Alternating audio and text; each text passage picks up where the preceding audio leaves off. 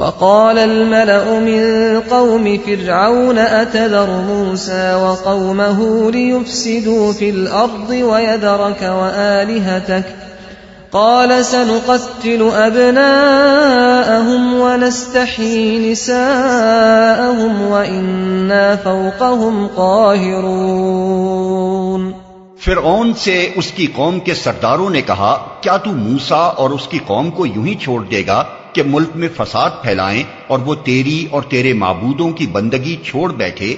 فرعون نے جواب دیا، میں ان کے بیٹوں کو قتل کراؤں گا اور ان کی عورتوں کو جیتا رہنے دوں گا، ہمارے اقتدار کی گرفت ان پر مضبوط ہے۔ قال موسى لقومه استعينوا بالله واصبروا إن الأرض لله يورثها من يشاء من عباده والعاقبة للمتقين۔ موسیٰ نے اپنی قوم سے کہا، اللہ سے مدد مانگو اور صبر کرو، زمین اللہ کی ہے، اپنے بندوں میں سے جس کو چاہتا ہے اس کا وارث بنا دیتا ہے، اور آخری کامیابی انہی کے لیے ہے جو اس سے ڈرتے ہوئے کام کریں۔